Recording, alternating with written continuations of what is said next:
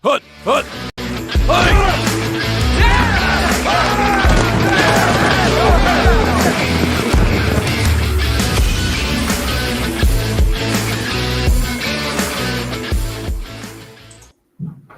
All right, what is up, Utah fans? This is Joseph back with the Utah Utes Football Digest, and good to be talking with you guys today. Obviously, right out the gate, we got to talk CFP. Today, we're going to break down a lot of stuff, guys. We're going to be talking about the Kansas versus Utah game, Utah heading into Kansas, an absolute red alert time for Utah. A statement needs to be made. If any of the hopes we had for what our season could become, the statement needs to get made very, very quickly and very, very loudly. So, guys, as we get in here, make sure you guys like the video, comment down below. We're going to do the Q&A at the end of the show. So if you guys drop your comments in the chat, I'll make sure I address them as we get to the end. But we'll break down all the numbers for both teams, all the team stats, and then we'll go over the PFF grades. We'll talk about all of it. But first, I do think we're going to want to go ahead and take a look at the college football playoff rankings. Those came out earlier today. And I think rightfully a lot of people are upset. And I will tell you, it's not just Utah fans that are upset. There are also a fair amount of BYU fans upset. Let me go ahead and put these rankings up on the screen so we can talk about them here, guys. Oregon hopped over Ole Miss. Outside of that, it's pretty much chalk as it has been. Oklahoma stays number 8. Notre Dame, I believe they were number 9. And Alabama is number 10. BYU stays at number 11. But the big news here, guys, is that Miami has jumped in front of Utah. So Utah was number 12. Miami has taken the number 12 spot. And Utah has been bumped to number 13. I got to be honest with you guys. Let me put my face back on the screen here. Maybe I'll do it like this, or I don't like that. Let's do, no, it's a little weird too. Let's do it like, oh, there. This one's good. I like this one. Okay. I got to be honest with you guys here. I am feeling quite passionate about this. When I saw it get posted, I had some strong opinions about it. And I'm really feeling a certain type of way right now. I know I'm not the only one. You guys are kind of seeing the come down right now of me after, I've already been able to put my thoughts together, that sort of deal. But when I saw these rankings come out, I really had some strong opinions. I'm going to go ahead and put my post I made on Twitter up on the screen. Let's go ahead and share it now. Okay. So take a look here, guys. So I wrote on the screen here, Miami just jumped Utah in the rankings. So Utah, every single win that Utah has, except one win that was last week, is a 25-plus point win for Utah.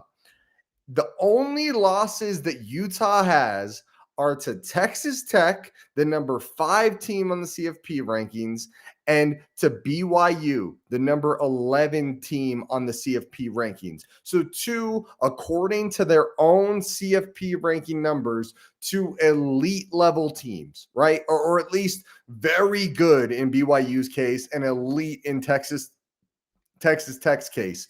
So when you look at that means Utah has a bunch of dominant wins, one tight win, and then two losses to, teams that the CFP regards very, very highly. Now look at Miami. Miami has multiple one-score wins. Like I said, Utah has one-score win, and it was the one that just happened.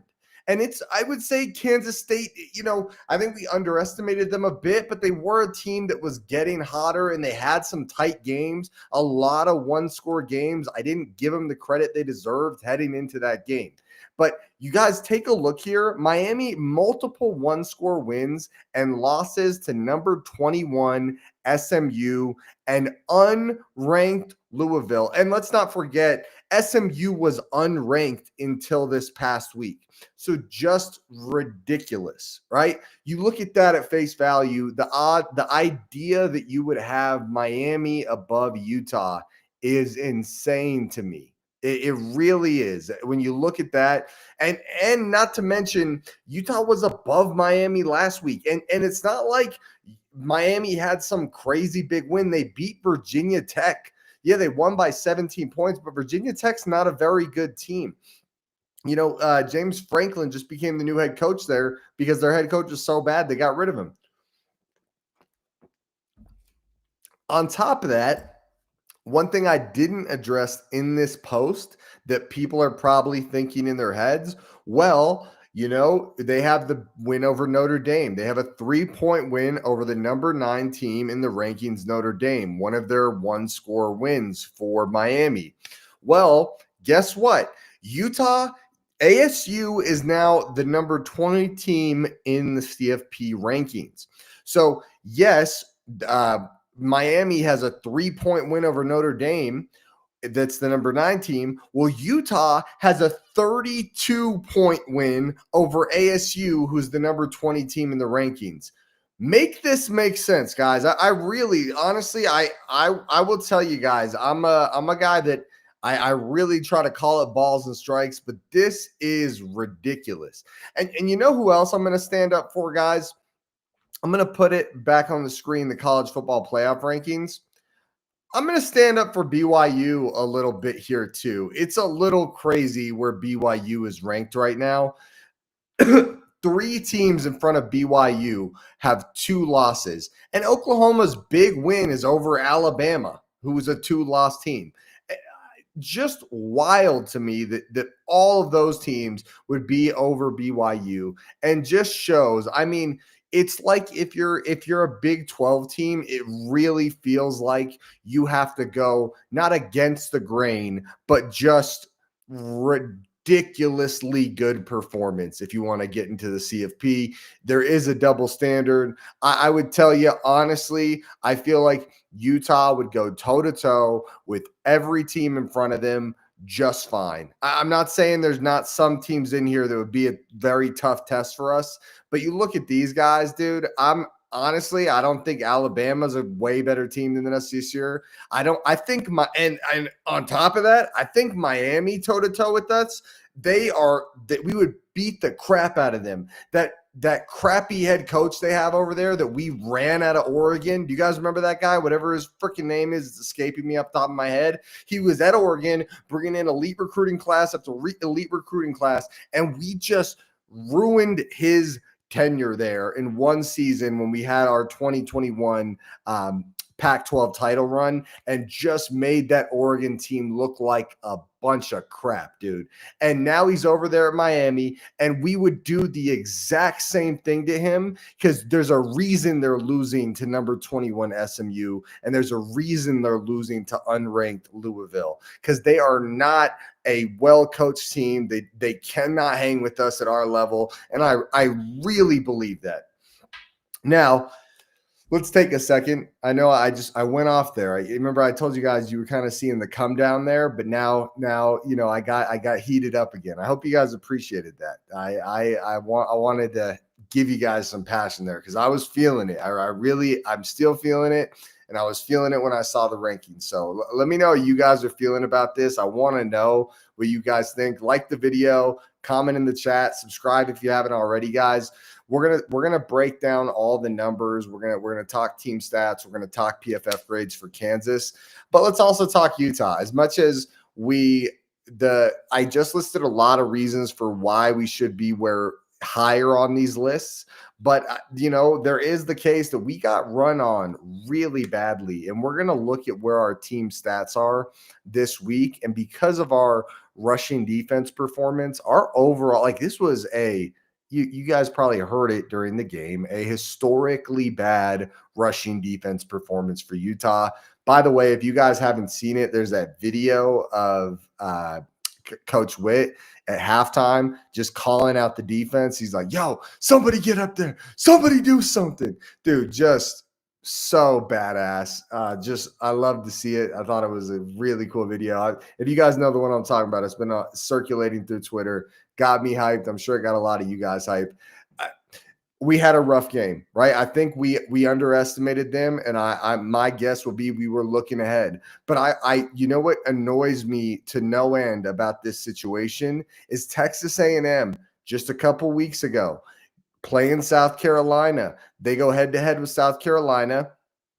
They're down 31-3 at halftime, and they have this miraculous comeback where they beat them. What was it? 34-31, something like that. Like still razor thin. No, it was 31-30, something like that. Like still razor thin win and a wild comeback by Texas A&M. Now I know they're undefeated, but still for them to not move in the rankings at all, and they barely won against an at the time or now 3-8 South Carolina team. I believe that's the record. Don't quote me, but I'm pretty sure that's it. And we went up against a 500 Kansas State team that had been surging and been in a ton of close games. Just ridiculous. I feel like the Big 12 is getting no respect. Utah's getting no respect. BYU's getting no respect. Just come on, dude. We deserve better than how we're being treated in the rankings. I really feel that way. I'm not gonna, harp on this anymore. But this did feel like something I wanted to call out, and I think it needed to be said. So next up, guys, we are going to go into the team stats. We are going to talk about what this matchup looks like. We're going to take a look at the spreadsheet. I threw it together right before we got going here. So let's go ahead and throw this up on the screen. Okay, guys, we seeing it? Okay, so. As a reminder, guys, when we're looking at these spreadsheets, anything in green is a top 20 or higher stat. Anything in red is a bottom 89 or worse stat. So green, really good, red, really bad. And some stats like this right here, pass play percentage, that's not exactly really bad. That's more of just like what plays you choose to run. But I just, I keep it honest. I just mark them green and red. But right at the gate, guys, you can say what you want about Utah's defense. I think there's some real question marks right now, right? And I think that's one of the reasons we got bumped in the CFP, right? Baylor threw all over us. And then Kansas State comes in and runs all over us. So to look that bad in two different categories back-to-back weeks, it is questionable. But there's a reason we won both of those games. And let me be clear, guys. As rough as our defense has looked the past 2 weeks, obviously Kansas State was pretty dreadful and Baylor was, very rough in the first half and questionable overall. As much as that is the case, you look here at what our offense is doing, guys. I made a post on Twitter the other day. Let me find this post. Just so I won't pull it up, but I'll just tell you guys what the numbers were. But our offense, here it is. We are currently over the past 3 games for Utah. Where is it? Sorry, I lost it. We are currently over the past 3 games. We have 504 yards per game. and 51 points per game over the past 3 games. So, as rough as our defense has been and as questionable as they have been, our offense has been freaking lights out, guys. 500 yards per game, 51 points per game. I mean, when on earth have we seen Utah do this? Like when Cam Rising was on the team, we had some awesome games, some awesome out offensive performances, but a lot of it was just kind of clutch plays and making the tough third downs, that sort of deal. I mean, this year, for my money, clearly the best offense I've seen. Since I've been covering the team. 2021 is when I started covering the team. And this is the best I've seen us do. I mean, for us to go an average of 504 yards in 3 games and an average of 51 points in 3 games is pretty wild, guys. So you can see here points per game in FBS play. We're basically at 40 points a game. That's number 6 in all of college football. Yards per game, 481.1. That's number 4 in all of college football. Points per play, a little over half a point per play. That's number 12. Yards per play, 6.4. Number 20, that's third down conversion percentage. We're over 50%, 51.1. We're number 4 in all of college football. And fourth down conversion percentage, 68.42, number 13 in all of college football. Really, you can kind of sum it up by just saying a very impressive resume here, guys. And then we move over to our defense. And as rough as it has been, the numbers still don't look too terrible. Opponent points per game, 19.4. And that's considering we just let up 47 points in our last game. So I think that's something to feel, somewhat optimistic about. Points per play, we're also number 15 there. Opponent third down conversion, really strong there, number 15. We've been very strong on third down basically all year.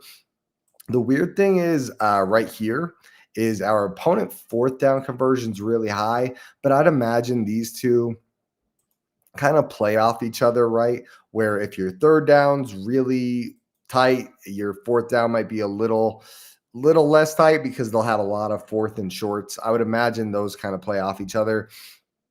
But then opponent red zone scoring percentage, letting up a lot of points there in the red zone. Good thing is when we're getting in the red zone, we are, getting it done. Number 22 in the country there. Okay, now we're going to, excuse me, guys. I lost my voice. I got sick and my voice has been going in and out. So bear with me here. I'm toughing it out for you guys. I got the backup water bottle. I'm double fisting here. So just know that I'm gonna give you guys all I got, but be patient with me. So rush play percentage right here, guys, 60.16%. That's number 15 in the country. So not really a good or bad thing. It just tells you how much we're running the football, a little over 60%. Yards per rush. Now, this is impressive, guys. Yards per rush, we are number 1 in the country in all of FBS. So this is not just Power 4, guys. This is in FBS. We are number 1. That's including all the military academies, all that stuff, guys. We are having a incredibly special year. And as much as the run defense was disappointing last week, the rushing offense was that impressive. I mean, the fact that this team was able to hang in that game with the way that they were running the ball all over us was incredible. Right here, too, guys, rushing yards per game, 280.3, number 22, or number 2 in all of college football, really strong there. Rushes per game, a little over 45, number 6. Now, the inverse is true as well. Like I mentioned, we got run on at a crazy rate. And I would tell you guys, I think a lot of people are focused on that one game. But if you guys watch this channel each week and keep up to date with, as we make videos, you probably know that, we have been a slightly below average run defense all year. A lot of that is because we're selling out to, we're sending pressure every play. We have a lot of negative plays, but also we have had our fair share of breakaways allowed for offenses. After last week, I don't think it can get much worse than that, right? I mean, that was pretty freaking terrible. But last week, we got run on all over the place. And these stats show that story. We're red in all these categories. I don't think that is reflective of who our defense is and what we are as a defense. But I do think it's a question we need to answer. And I would really like to see this week a full court press by the defense to show that that is not the case. Like a very aggressive, we are not going to get run on. Like we are going to show you guys what we are capable of and what we can do, because we need to prove to the CFP, our defense owes our offense an incredible performance, just so we're on the same page. I'm expecting our defense to bounce back, show what they're capable of, and look very impressive against Kansas. Anything less is what it is, guys. I mean, that's what we need. We need both sides of the ball firing on all cylinders if we want a shot at what we believe we're capable of. So moving on, though, we do have a lot to prove when it comes to, stopping the run. It's not just that last game, but that last game was a glaring problem, right? Moving on to passing stats, guys, you look at this. So QB sack percentage, number 17, only 3.67%. We have a very strong offensive line and interceptions thrown percentage. And on top of that, our quarterback's really good at getting out of sacks, but also interception thrown percentage, 1.73%, number 20, very low there. But really, we don't throw the ball a ton. Our completion percentage has kind of come down to an average number at number 66 in the country. And we just don't throw a lot, just being honest with you guys. It's our pass yards per game is reflective of our passes per game. We run the ball so freaking well that it's, we don't throw that much. Okay. Good news for our defense is even though Baylor took it to us in the passing game, we are still one of the top passing defenses in the country. Look at all the green here. Completion percentage still at 50%. We are a tough team to get completions on. Yards per pass, 6 yards. That's number 13 in the country. And we're allowing just under 180 passing yards per game, and sack percentage, 8.28%. Now, I will make a couple notes here about injuries. Actually, why don't we, for injuries, I'm going to make a note to talk about it here in a second. Boom. Okay, I'm going to make a note to talk about the injuries here in a second. But let's keep going here. Sack percentage. We do have a high sack percentage that will be hindered a little with one of the guys we'll be missing this week. Turnovers, we're pretty much average across the board, slightly above average. Good on the interceptions thrown. But outside of that, I mean, turnovers, we haven't been good or bad all season. So, okay, moving over to Kansas, though, guys, you can see a lot of red on the screen here. They have some real problems and some opportunities for us to take advantage of. And I think what you guys are going to like as we go through this year is it kind of looks like we match up very well with them. And so when I'm calling out our defense and I'm saying, hey, I want to see a really impressive performance, a big reason for that is we should be able to get that done. All right.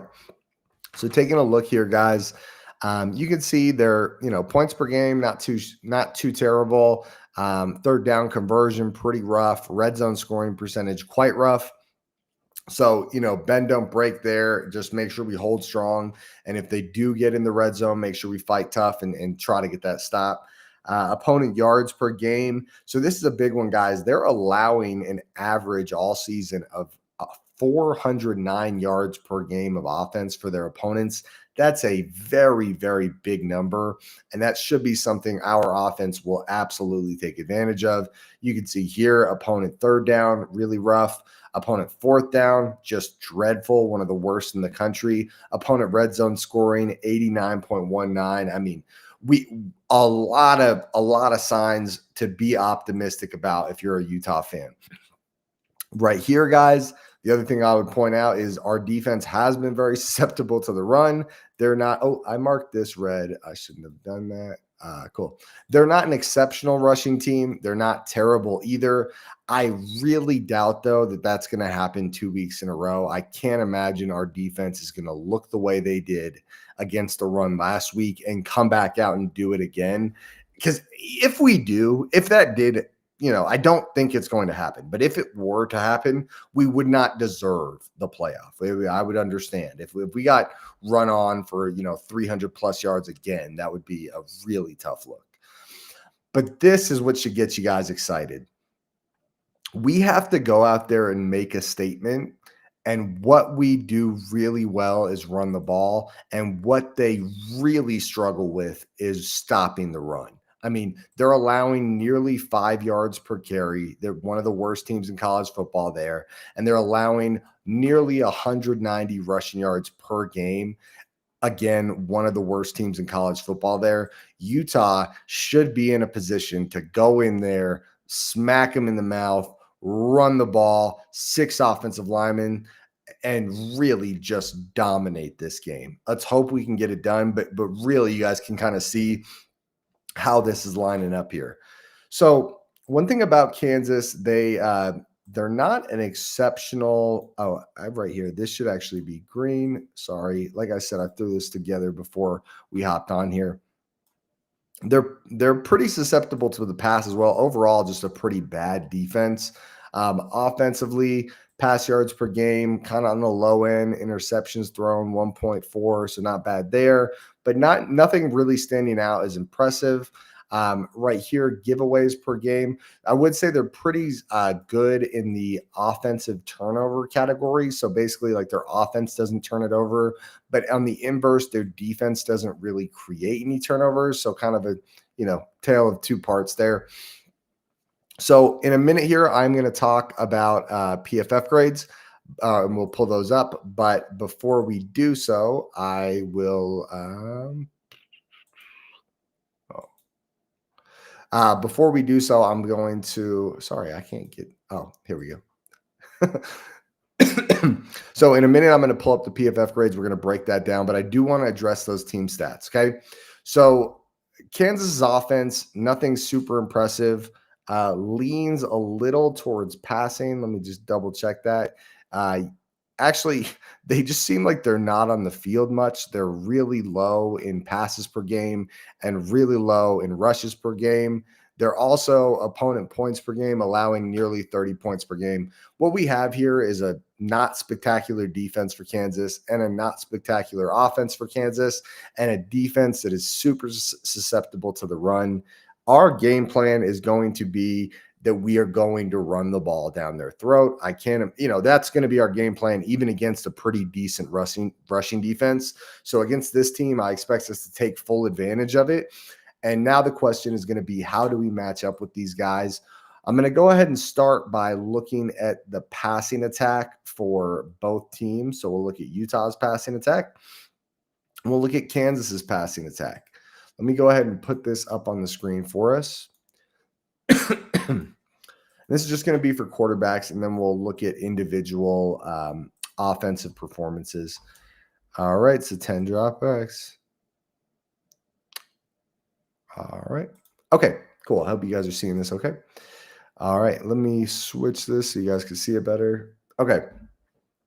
So taking a look at the offensive passing attacks, you can see here for Jalen Daniels, let's actually go by passing depth so we can see, different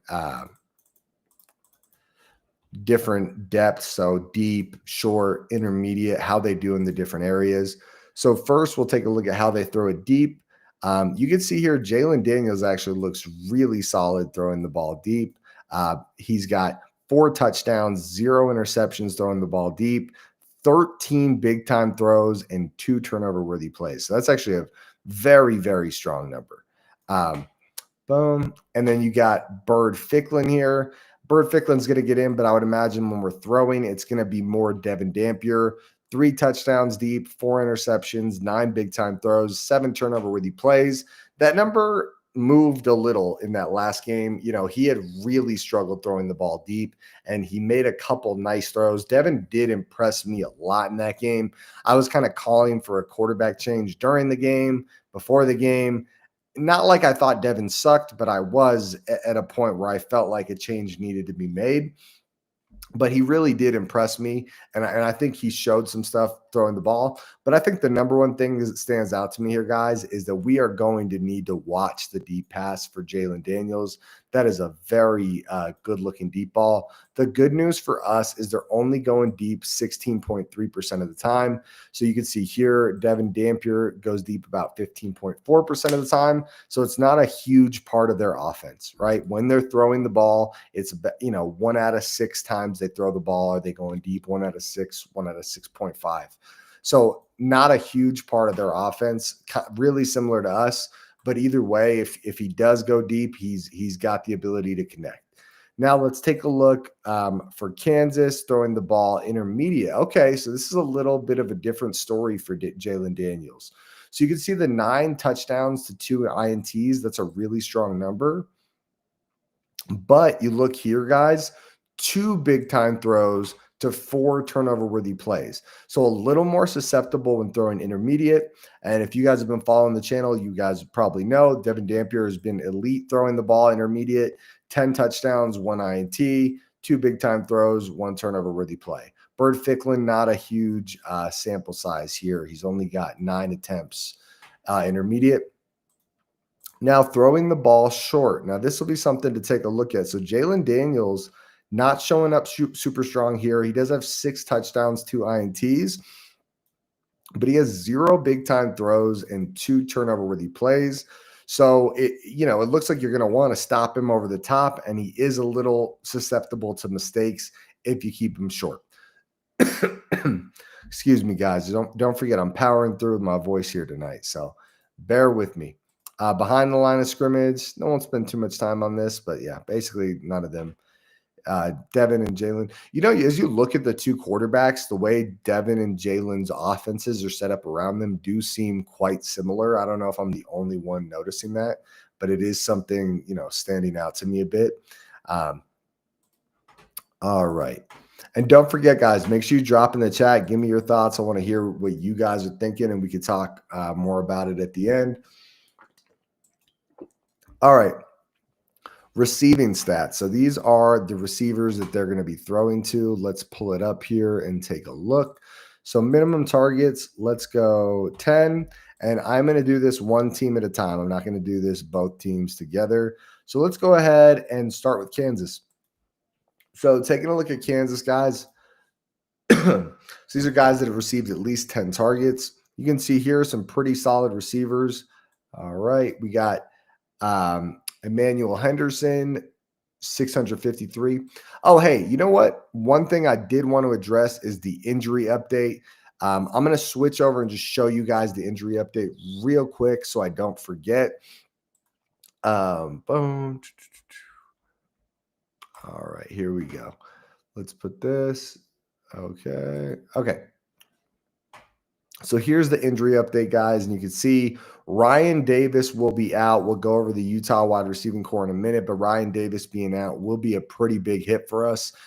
Good news is we did see Larry Simmons and JJ Buchanan step up last week. So I think that's a good sign, but still, a little tough to not see Ryan Davis in there. The big hit, though, and the update that, it seems like Ryan Davis, the word is it's an MCL. I would imagine he's probably out for a while. I don't think we've gotten confirmation that he's out for the season. But where we do have confirmation that he's out for the season is John Henry Daly. And that's probably, for my money, he's up there. He doesn't get as much. He's up there as the best player on our team. I wouldn't say there's anyone better than him. I'd say you'd put probably Spencer Fano looks very good. Spencer Fano's an elite player, but they're kind of 1A, 1B. They're both like the 2 best players on the team. That's how I would look at those 2. So that's kind of the situation there. I'll move back over here, but that's the injury update. Also, Trey Reynolds. Trey Reynolds is probable, so that means likely to start. He's a linebacker, gets some rotational play. And Salatoa Moyai, he is our 6th offensive lineman. So he's actually a pretty critical part of this team, considering we run almost 50% of our snaps with 6 offensive linemen. Okay, moving back over to the PFF grades. So you can see here they have a pretty solid receiving core. These guys kind of being the three leading guys. 653, 445, 450. Yards per reception is all pretty high, 12.5, 11.1, 15.5. And this is one thing I wanted to look at. Yeah. So their yak per reception is pretty high. All of these guys average over 6 yards of yak per reception, which doesn't bode terrible for us because it seems like, man, it seems like these receivers are a little more talented in the short game and taking a short pass and making it into something more than they are at going downfield and getting open downfield. Let's take a look here. So it looks like this guy, not him. Who is it? Who's their guy? I'm seeing one. All right. Okay. 14.2. So this guy with 156 receiving yards. Yeah. So this guy, he's only got 3 yards of yak per catch. This Bryson Canty, 156 receiving yards. So he's 21 for 11. So those shots are probably going deep. So he's more of their deep threat guy, but he's more rotational. So I would say the receiving core looks very well rounded, very solid, but nothing that like really stands out, impresses me a ton. But we will see. I mean, we did have Baylor throw on us quite a bit. Let's take a look at their pass blockers on the offensive line. See how this unit looks. So I'm going to try to just get their starters. So I'm going to bump this up to 150.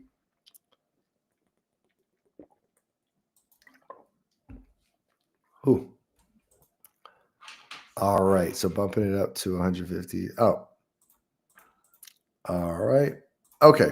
So these are their starters at the offensive line. Okay. Whoa. Hot potato. That guy sucks. No offense if he's watching this, but this Calvin Clements guy, number 75, 31 pressures on 346 pass blocking snaps. That's nearly like a 10% pressure rate. That is insane for an offense, like one individual offensive lineman. And then you look here, guys. His pass blocking grade is a 26. That really bad. And then these two aren't great either. 12 pressures, 13 pressures. Those are pretty high pressure rates too. And you can see here, so that's another tackle letting up a lot of pressures, number 77, and their center, number 61. That looks good for us, guys. Even without our premier edge rusher and John Henry Daly, we've still got a very good crew of edge rushers that are going to be out there and that are going to be getting playing time. And I would imagine, clearly this number 75 will struggle terribly against our edge rushers. But either way, both of those guys are going to have a tough time against Logan Fano, and likely Lance Holtzclaw is going to be the guy. But we'll take a look at that a little more in a bit here. Our defensive interior pressure, though, you can see this guy's allowed 10 pressures as well. So really the only guy that has good numbers, this guy. 10 11 isn't, or 10 and 12, or 10's not terrible. 12's pretty high. But that's kind of the situation there. Not a very impressive offensive line. And I'd say these two are in a pretty rough category. This guy's kind of in the same category as well. Okay, now we will move over to our edge rushers to get started because we just looked at their offensive line.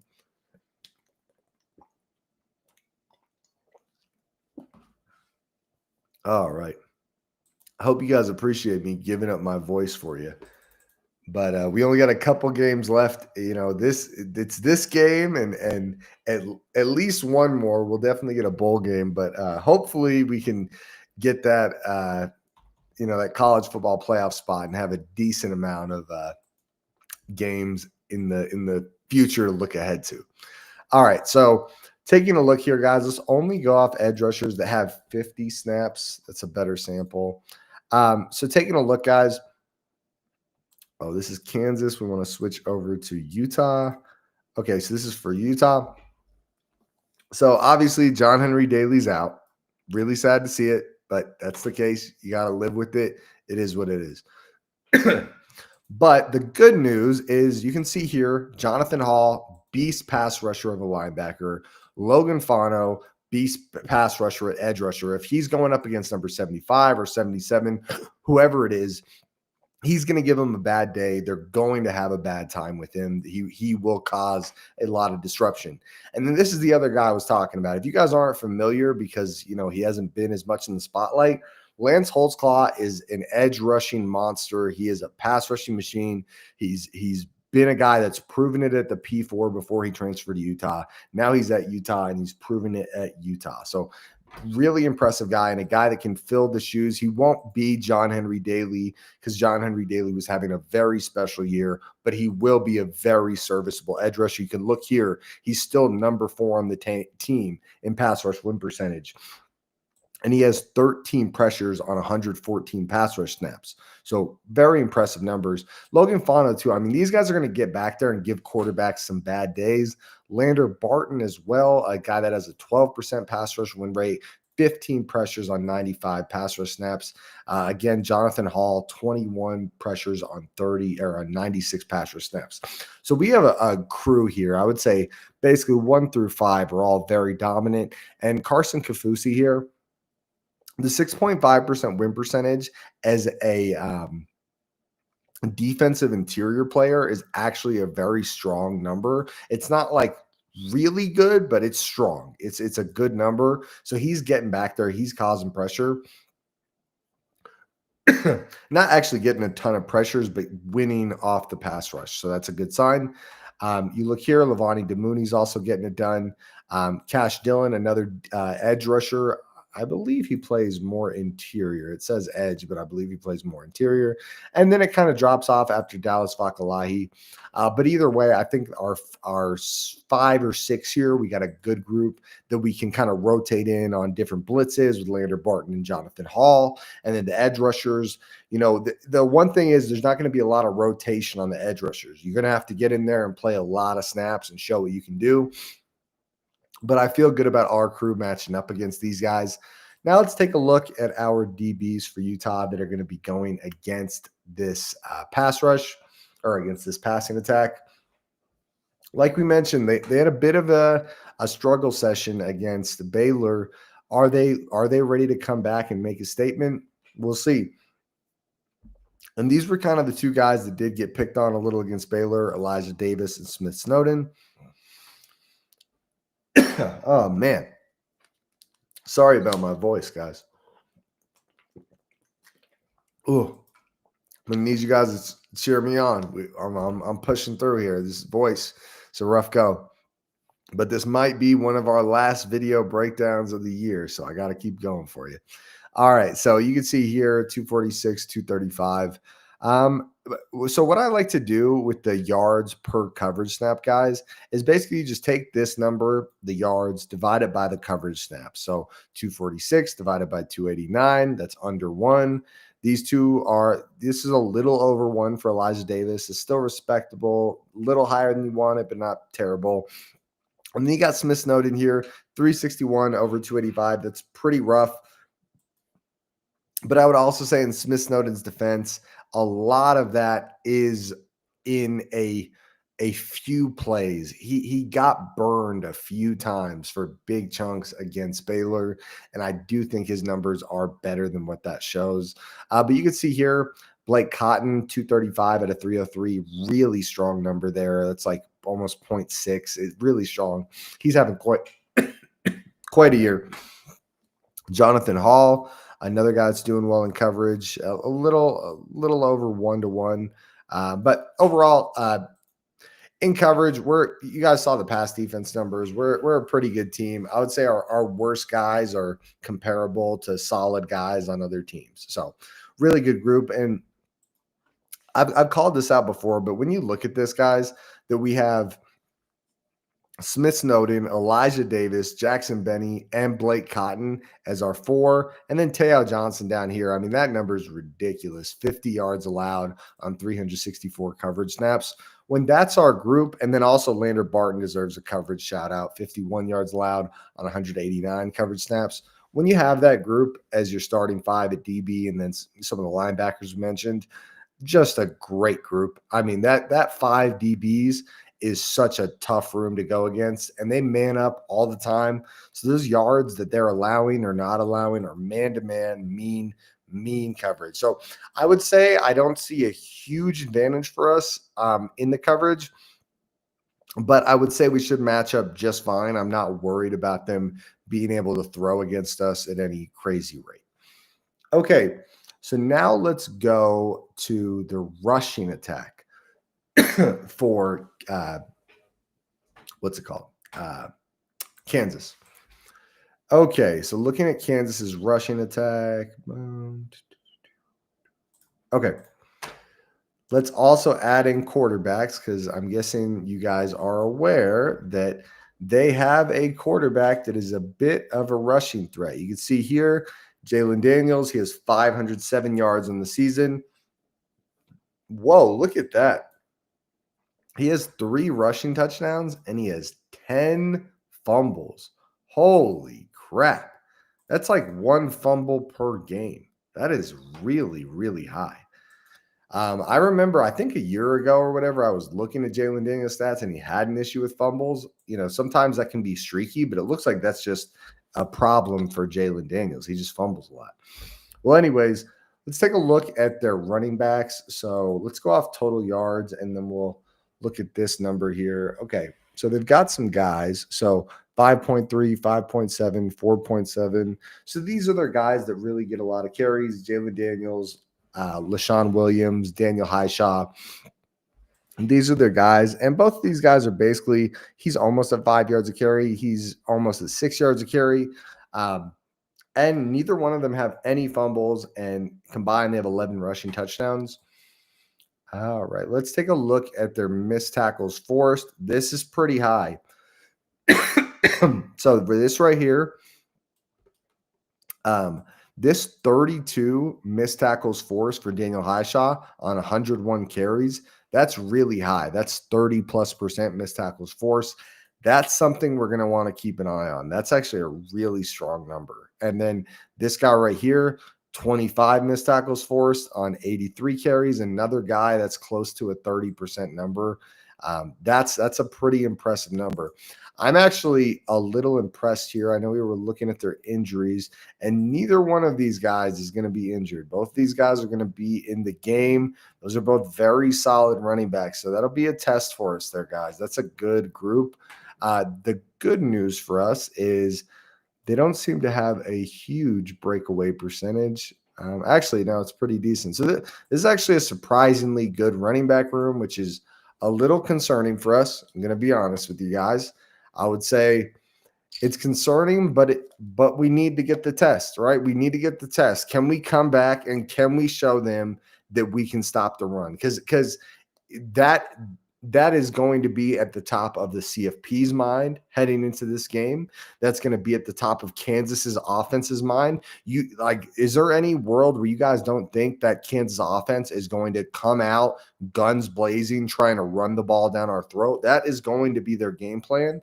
And it looks like they have 2 running backs that can get it done, guys. This is an impressive duo here. I'm actually quite surprised. Those missed tackle numbers are high, and the breakaway percentages were pretty high, especially for this guy. Breakaway percentage for LaShawn Williams, 42%. It's pretty impressive. Okay, so now let's go ahead and check out their run blocking. All right. So this time I'm going to put this at 100, but I'll include tight ends. I'm going to take out running backs. Let's put it at 150.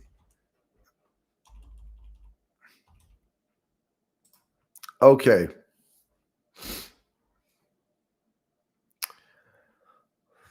So this adds up. Yeah. I mean, again, this is my least favorite metric because when you look at this metric, I'm going to make it a little higher just so we get rid of some of these guys. This is my least favorite metric because it is just a grade. There's not really any other detail for you to go off. Is this run blocking? Am I going off run blocking? What do we got on? I just want to make sure it's run blocking. Okay, so run blocking is my least favorite metric that PFF has because all you look at is a grade.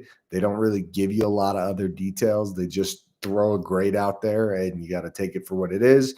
But you can see here, these guys are pretty good run blockers, right? These guys are average. This guy's a little below average, but these guys are average. Funny, Calvin Clemens, their worst pass blocker, also their worst run blocker. Good thing is the tight end isn't a very good run blocker, but the rest of these guys are above average to good. So looks like, it was weird that the team stats didn't tell the story that they were that they were a good rushing team. But looking at the team, it does look like they are a solid group running the football. So now, how does our defense look running the football? I'm sure our run defense got just burnt in the grades after what we did last week. So let's take a look here. Okay, so run defense snaps. We'll go off guys that have at least 50 run defense snaps. Okay, well, good news for us. Things don't look that bad, but I do think we need to sort by total run defense snaps. So right here, Smith Snowden, he's kind of been struggling all year with this. His tackles to miss tackles has been kind of 1-to-1. I hate having to keep bashing on Smith Snowden. That's not the point of this, but I am calling it as I see it here.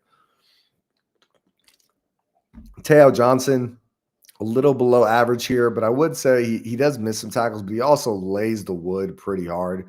And then stop percentage, taking a look here, Nate Ritchie's out, John Henry Daly's out. Lance Holtzclaw, he's a guy that's going to get in there a lot more. You guys should see number 15 out there quite a bit more. And you guys can see here, we have a stack of guys here that do get back there and get stops. So I do think that will help our defense. And I would say in our benefit, you have some guys here with some good run defense grades. And we do look pretty solid overall, even though we had some, quite a rough couple of games here. Jackson Benny, this number went up. It's at 28.2% now. And then you can see here, Nate Tillman, 22%. I would say no one in the missed tackle percentage is too bad, though. Like Cash Dillon, that's a little high for he says edge rusher, but he's more of an interior player. Same with Fakalahi. But after you get past them, I mean, being under 10% is not a bad number. The truth is, our problem was not that our guys were missing tackles. Our problem was that the lanes were wide open, right? That won't show up as a missed tackle number. Like our guys were just taking bad gaps. They weren't where they were supposed to be. The lane would be wide open and you could drive a truck through there. So it's a thing that's not easy to fix, but it is something that can be coached up. And it's just the clear problem with the defense right now. So I would imagine the coaching is going to be all around that. So if it can be fixed, we're going to figure it out. So you guys, we looked at Devin Dampier's passing already. I'll give us a quick overview. I'll take another look at him. We did look at his deep, his intermediate, his short passing. He thrives in the intermediate that carried over from New Mexico, and he struggled with it early in the year, but kind of got back to his normal self. And you can see here as a passer, he's not graded out very poorly. He's got 12 big-time throws, 9 turnover-worthy plays. It's respectable. And 19 touchdowns to 5 interceptions. So I would say he also shined last week. I mean, that throw, that back shoulder fade to Larry Simmons, God, that was nice, right? Am I the only one like that? Dude, when we needed plays at the end Devin Dampier won so much of my respect at the end of that game last week. I just felt like it felt Cam Rising-esque where you were just watching a guy win you the game. Like Devin really won us that game. Like don't forget that 4th and 1 conversion that Wayshawn Parker got. There was a 3rd and 22 where Devin throws it to Larry Simmons and it gets us to 4th and 1. Like that was a beautiful play to get us where we needed to be. At least get us in, an opportunity to convert. So I would say Devin's passing is looking decent. Overall in the season, the deep passing doesn't look good, but it did look pretty good in this past game. And I'm more optimistic than I was. Now, receiving is something I'm excited to take a look at. Don't forget, Ryan Davis is officially ruled out according to the injury report. So we are going to have to use some of these guys that haven't gotten quite as much play as him so far this year. So Ryan Davis has been the guy, right? We all know that 658 yards in the year. But Dallin Bentley, almost 500 yards in the year, really reliable tight end, 5 touchdowns, really solid tight end. And Devin does like to look for him. So expect him to get more involved. But then JJ Buchanan, guys, I know the stat number doesn't stick out a ton, but when he gets opportunities, he does shine, and he's a very good player. He had 74 yards last week. Larry Simmons as well, 174 yards. And I saw someone comment in the chat, Creed Whittemore too has been getting involved. It feels like Creed Whittemore is kind of Ryan Davis's replacement. Really similar body types, really similar play style, and maybe even maybe not as clean with the route running and the little stuff as Ryan Davis. But I think Whittemore compared to Davis brings a little bit of that jitterbug, a little extra electricity after he catches the ball, a little extra momentum and excitement that he could break it. He was a returner in the SEC. I mean, this is a very athletic guy. So I would say Whittemore being on the field is a good thing. And the reason he wasn't on the field earlier in the year was just, some problems with ball security as far as I'm aware. So I would say, even with Ryan Davis out, we have a team that we brought in so many receivers in this offseason that it's still a very strong receiving core. Ryan Davis will be missed, but I don't think it's going to be a detriment to this passing game. I still think we got a good crew heading out there. Taking a look at Wayshawn Parker, another guy that gets involved, 100 yards receiving. We'll talk more about him when we get to the rushing attack, though. Obviously, he's an elite rushing weapon. Now let's go ahead and move over to our pass blocking. Let's see how they do. Obviously, this has been one of the highlights of our team for quite a while now, is this elite pass blocking offensive line for Utah. I'm going to bump up snaps to 200 so we only get our starting offensive line. So take a look here, guys. So you can see Michael Mokofisi has struggled a little bit, allowing some pressures. 12, it's a little high on 343 pass block snaps. But outside of that, the numbers look great, guys. I mean, don't forget, tackle, you do adjust for a little more pressure than you would for a guard or a center. And you could see Caleb Lomu's only allowed 8 on 356. Spencer Fano, this number's crazy, guys. He's only allowed 5 pressures on 356 snaps. That is nuts. And then Tanoa Togiai, 7 pressures on 357 snaps.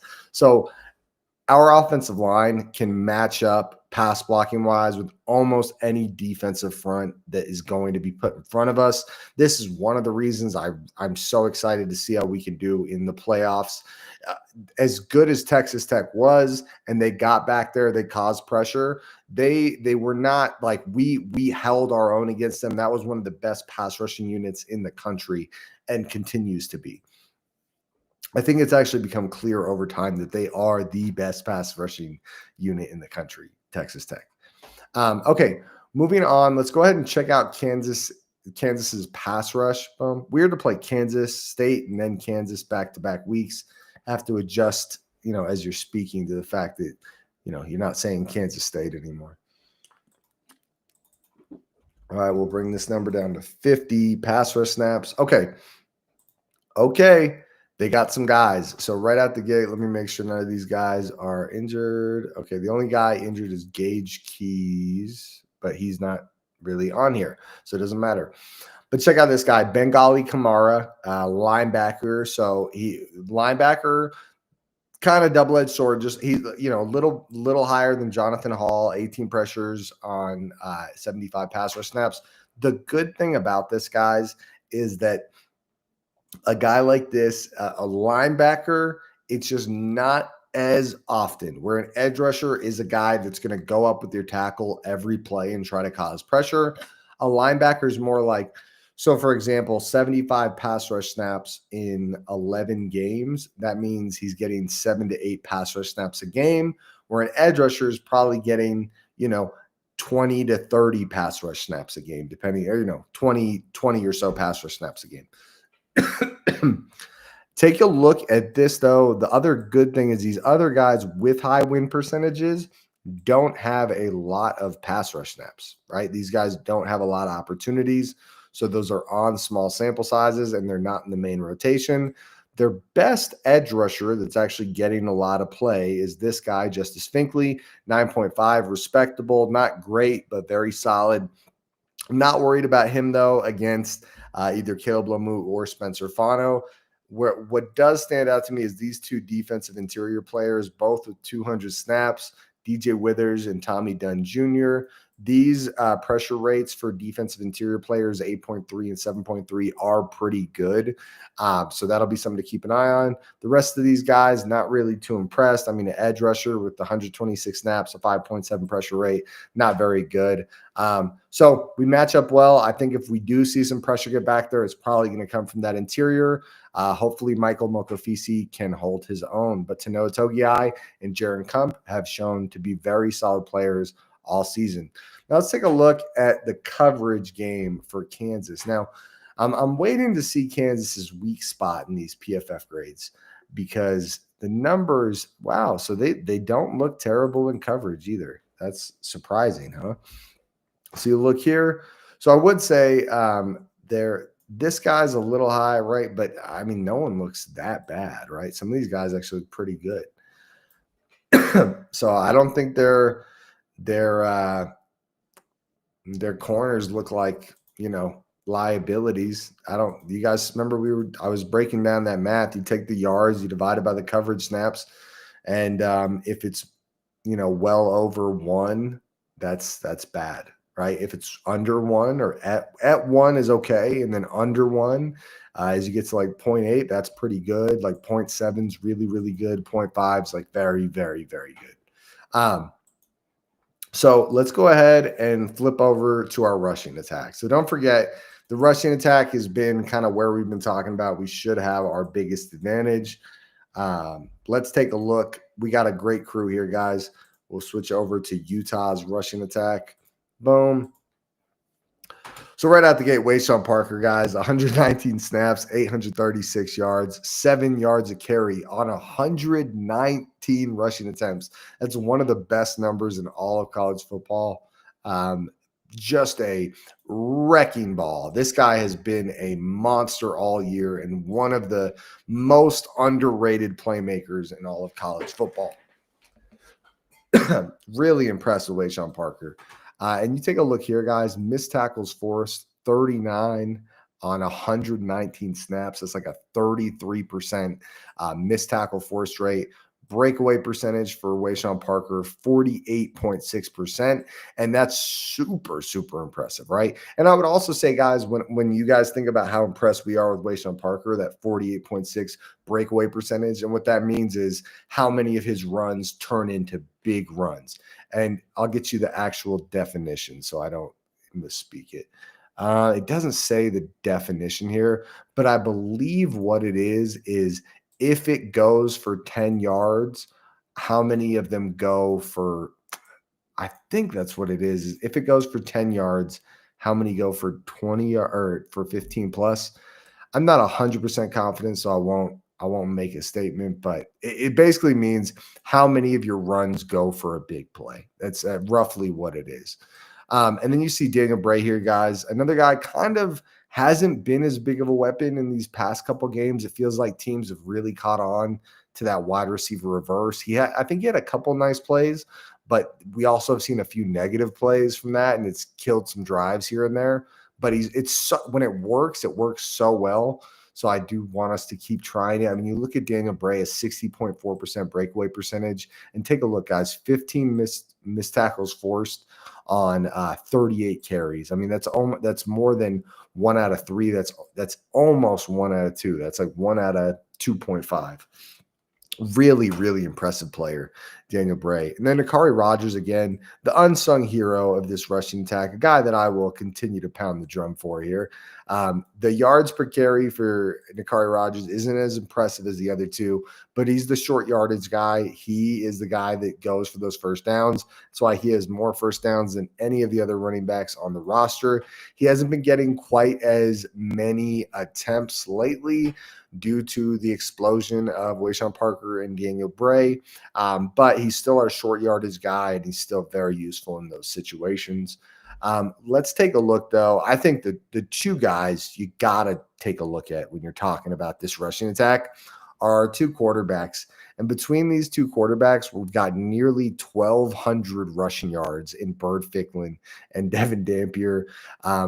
Bird Ficklin averaging 8.6 yards a carry on 58 carries, and Devin Dampier averaging 6.4 yards per carry on 109 carries. Those numbers are incredible. And between the two quarterbacks, Bird Ficklin has 10 rushing touchdowns and Devin Dampier has 7. They have basically the same amount of touchdowns as every running back on the team combined. It's really impressive what's going on here. Devin Dampier, 5 fumbles. It's a little high. Bird Ficklin, really strong, only 2 fumbles in the year. But still, just a crazy group here, guys. Bird Ficklin, 74 missed tackles on 58. Holy crap. What is that? Have you guys – I didn't notice that before. I mean, I knew his number was crazy. Guys, this is – oh, okay. The number was – okay. I was wrong. So 20 forced missed tackles on 58 carries. Still really, really impressive. That's over 33%. It's like 35%. But then Devin Dampier, really good there too. 26 missed tackles on 109 attempts. So it's, 25%. So really strong number there. Let's go ahead and take a look. But I want to show you guys our elusive rating. So this basically takes your receptions, your rushes, and then what is it? It tells you how many broken tackles you have. So taking a look here, guys, Daniel Bray, 131, Wayshawn Parker, 109. Really strong numbers there. Let's go ahead and add our other guys in there. Bird Ficklin, 150.9. Devin Dampier, 65. Nate Johnson getting in there. I see you, Nate. Great work. Nate Johnson's he was getting involved in, actual like important snaps last week. So that was cool to see. And he was looking like a playmaker. Continuing, let's go ahead and move on to our run blocking. How are we looking there? Let's just go off guys with 200 snaps. No running backs. Well, let's actually go off 150 so we can get the tight ends in there too. Okay, here we go. Yep. So Soloto Amoiai is our 6th offensive lineman, so he's worth looking at as well. Okay.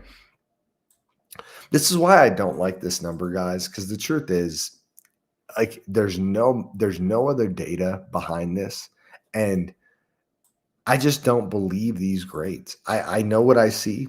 I know what I see when we're out there on that field and how we throw around defensive fronts and how our running backs have wide open lanes. I don't believe these grades. Just being honest with you guys. I don't trust this. I don't like that PFF does this run blocking grade without any other data to give you to justify the grades. And it's a grade. Are you guys kidding me? That's I guess Spencer Fano's the only good run blocker. These guys are like barely average, but for some reason, we're the number 1 rushing team in the country. Our running backs are very good. Our rushing attack is extremely good. Give our offensive line some freaking credit, dude. Just a joke. Okay, so let's talk run defense for Kansas. Let's take a look here. Okay, boom. And guys, if you're watching, please make sure you guys drop the video a like. We're going to go through all of these PFF grades when we finish up. We'll do final predictions, and then we'll do Q&A. So drop some comments in the chat. Let me know what you guys are thinking, any questions you have, anything we haven't addressed that you guys want to address. And that's whether you're watching it live or after the fact. And subscribe to the channel if you guys haven't already. We do a pregame and a postgame for every Utah game, so make sure you stick around. Okay, so let's check out the Kansas defense when it comes to stopping the run. Okay, this is pretty high for a linebacker. That's actually really high. And this is their really good pass rusher guy. So I'm going to take a guess that he's kind of a smaller, more athletic linebacker. 30% range for a linebacker is actually quite high. He does have a pretty high stop percentage, so he does get back there and cause some negative plays. But one thing that we talk about when it comes to uh, I was listening to the PFF show talking about Utah versus Kansas. And one thing that defenses really struggle with against our offense is their linebackers stopping the run. If your linebackers are not elite run stoppers, you're going to have a really bad time against our offensive line. And so you can see here 28.6%. That's really good in our favor, guys. If he's going to be the linebacker that's going to go one-on-one with Wayshawn Parker and Daniel Bray, you don't think those guys are going to force him to miss some tackles. This is also a little high for a safety, and this is quite high for a edge rusher, 21%. These are good for corners. 13.2% for a defensive interiors, pretty high. This is good. That's about right. But you can see here they have some guys that are going to miss tackles. They also have some guys with some high stop percentages. I'm not going to, not address that. But I would say I feel good considering their number one linebacker is missing that many tackles, nearly 30% of his tackles. So, okay, so I think we went over all the PFF grades, right? I don't think there's anything else to go over PFF wise. So let's go ahead and stop sharing that screen. And now let's talk predictions. So again, guys, drop your predictions in the chat. I want to know what you guys are thinking, how you think this game goes. So I think the PFF grades made me feel like the numbers might be a little less dominant when I was breaking it down. But I also, just looking at the stats, I'm going to pull the stat sheet back up because I think that'll be worth looking at as we give our final predictions. Looking at this stat sheet, guys, they're allowing nearly 5 yards a carry, 37.9 rushes per game, and nearly 190 rushing yards per game. I feel very strongly that we are going to run the ball all over these guys. And I just, we do it against everyone, and this is a team that struggles against the run. I think the other thing that is a little concerning for my prediction is how well their running backs seem to be. Their running backs seem to be a very good group, and I think they're going to be a little tougher to stop than I might have thought before doing the breakdown. But here's the deal. So as much as that's true, I think our team is not looking. I think the past 2 weeks, Baylor and Kansas State, it was almost impossible for our teams not to look ahead at least a little bit. I think there's no way they're looking ahead now. After they got bumped to 13th in the CFP, I think they understand what the situation is. And this is their last shot. This is their last shot to make something happen. And they need to go out there with a really dominant performance and just be lights out. And they know it because, guys, the truth is, even a good bowl game nowadays, it's not what it was. And I think they know that. And if they get a good bowl game, I'm sure they'll go there. They'll try their hardest, but they know it's kind of do or die time. The CFP or bust. I mean, that's really what it is. And I think they're going to lay it all out there. And I think we are going to run the ball like hell on these guys. We are going to, I think it's going to be a 300, 350 plus rushing yard game. And I think on defense, we are going to see this crew step up. Injuries be damned. We are going to answer the bell and we are going to rise to the occasion. I think our guys will look, decent against the run and look very strong against the pass. And I think our unit overall will show up really strongly. I think Kansas has a pretty good passing attack. They have what looks to be a pretty good rushing attack as well. So I'm going to say um, the I do think our offense is going to overwhelm them, but I do think our defense will, hold their ground and do a decent job stopping them. I'm going to go with, and I think we need a dominant win. So my prediction is going to be a dominant win. I'm not going to predict anything else. Um, I think we're going to see a I want you guys to drop your predictions in the chat. I want to know what you guys are thinking. But for me, I'm gonna go 48-21. I think they're gonna score some points, but I do think we are going to go out there and we're gonna want style points. And I think as much as they'll get 21 points, that's not an embarrassing game for our defense. Our defense is gonna come and just do everything they can to show what they're capable of. And I think this game ends 48-21 for Utah. Big win, big statement. Again, I'll touch on some other stuff, guys. As we get into the end of the season, I think one thing we're going to be relying on are these conference championship games, and I'll pull up the CFP rankings just to give you an idea of what I'm talking about here. Where is it? So the CFP rankings, and the reason I'm saying that why the conference championship games matter is Notre Dame's not in a conference, so they won't play a conference championship game. But I believe the conference championship for the SEC is going to be Alabama versus Texas A&M. And if Texas A&M wins, there's a really good chance that we can hop in there behind Alabama, especially if we have a really good showing at the end of the year. I heard some people saying that the CFP is not supposed to take these into account too much, the conference championships. But when I heard that Arkansas guy talking about from the CFP committee, he was talking about how the conference championship game is just a 13th sample for us to look at. So I don't think that's the case. I mean, that's going to count in your favor or against you. And I think there's a really good chance BYU loses against Texas Tech. And so this is the world, guys. If we can get in front of Miami, which is really annoying that they bumped us for Miami. It's honestly a little ridiculous that they did that and we didn't lose. And, I already made the case for why we're better than Miami. But if we can get in front of Miami and then BYU and Alabama lose their conference championship games, BYU would only be one spot in front of us. You add a loss there, that would probably bump them behind us. And then Alabama would be a 3-loss team at that point. How do you not bump them behind us? And I think that is our path to the CFP at this point.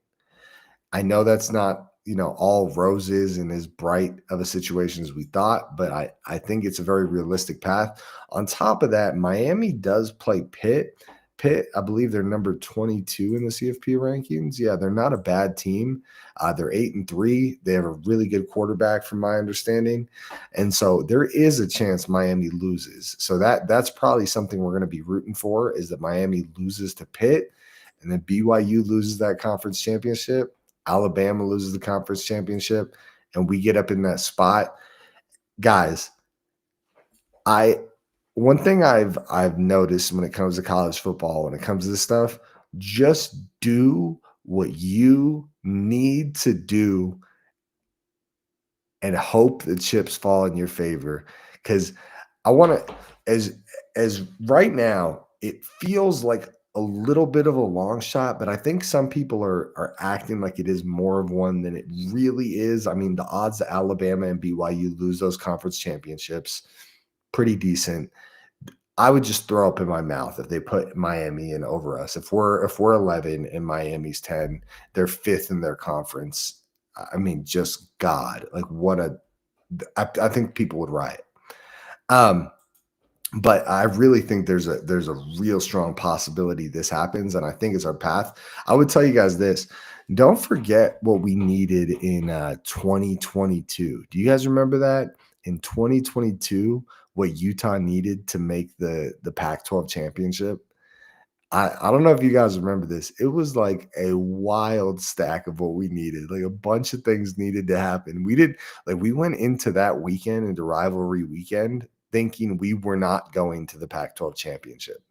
Um, and then Oregon State. Do you guys remember that? Oregon State was down like I think it was like 21-0.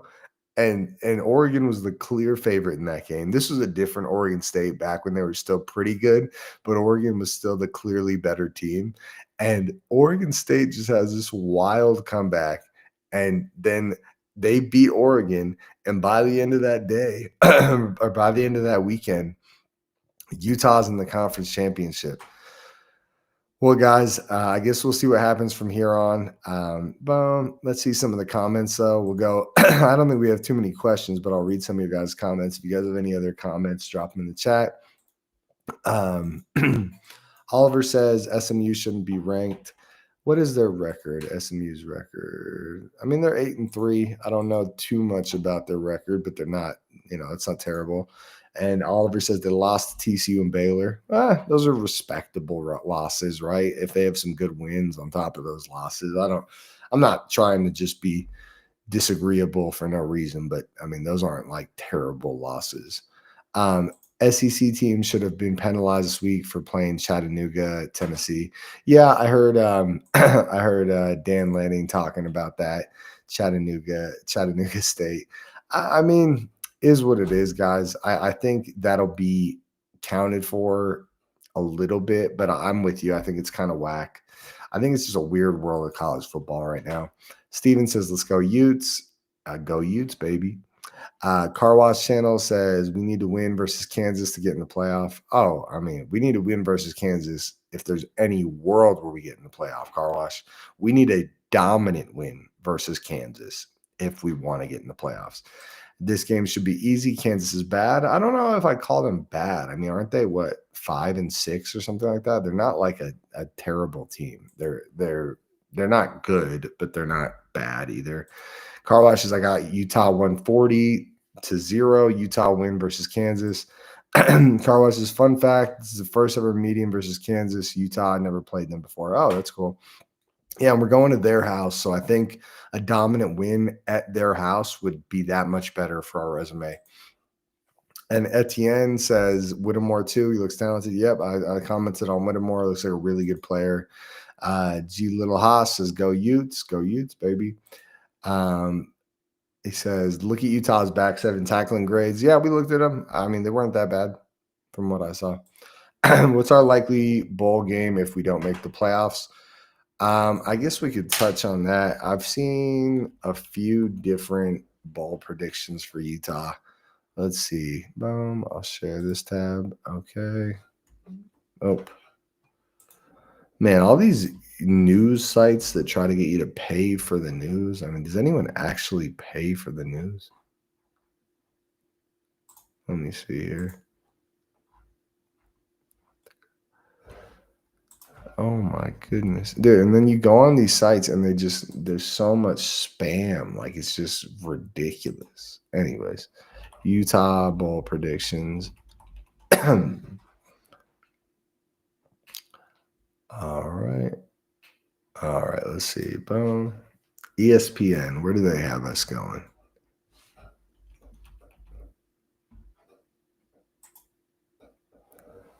All right. Boom. Okay, so this one has us at the these sites just so many freaking ads. This is annoying. Oh my goodness. Looks like SRS Distribution Bowl, or the Las Vegas Bowl. So the Las Vegas Bowl, it looks like two people have us going to Las Vegas Bowl. One has us playing Iowa and one has us playing Nebraska. That would suck, dude. If we went from college football playoff berth to playing Iowa or Nebraska in the Las Vegas Bowl, I'll tell you, that would suck. K. Nately says SEC wants to pat the playoffs with SEC teams and pad their opponents with cupcakes, not 2008 Utah or 2025 Utah. Yeah, I mean, I don't think anyone that gets in the playoffs is going to be a cupcake. I mean, I think the 12 teams is great. Um, but Kane at least says Utah versus TDS. Please no. Oh man, that would be so cool if we could get Utah versus BYU. I would love that. Like if we don't get the CFP, but the consolation prize is that it's Utah versus BYU in a bowl game, that would be pretty damn cool. Because I feel like both teams would, the players would stick around. They wouldn't bow out. They would stay around. So all right, guys, I'm going to wrap things up here. I appreciate all you guys for sticking around. Drop your predictions, like the video, comment, subscribe if you haven't already. And hopefully we smack Kansas around, and hopefully we leave that game with a big W and a bright, bright future ahead of us. I'm out of here, guys. Go Utes.